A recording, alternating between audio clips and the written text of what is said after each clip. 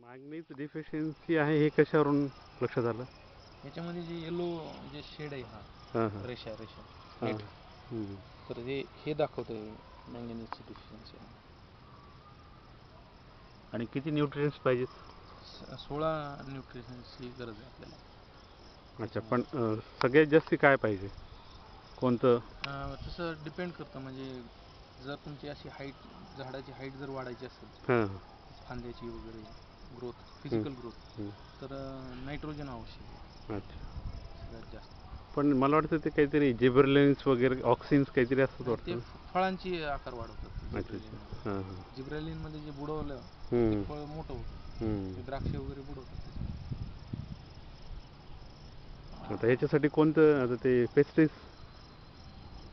Paste दिसली ना पानावर, कुठं आहे ते?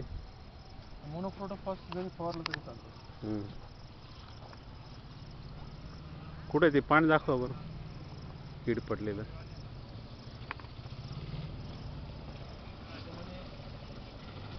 दोन हे म्हणजे लहान जे उडणारे येते पांढरे, काही काही उडत आहेत असे. दाखवा ना मला ते शूट करतो मी. तर याच्या खाली पण हे असतं, हे ही किडे उडणारे आहेत.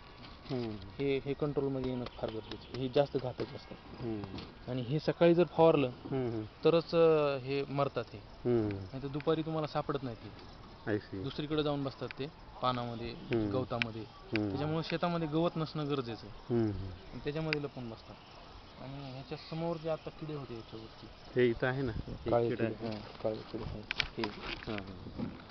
हे एक गोष्ट आहे. याचा बंदोबस्त कसं करायचं? याला फवारणी सकाळी करणं आवश्यक आहे, म्हणजे उन्हाच्या अगोदर, ऊन व्हायच्या अगोदर. हे पण आज तर दिवसभर असंच राहील वातावरण.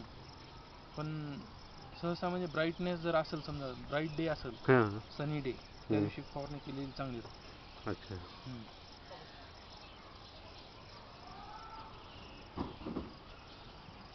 आणि दुसरं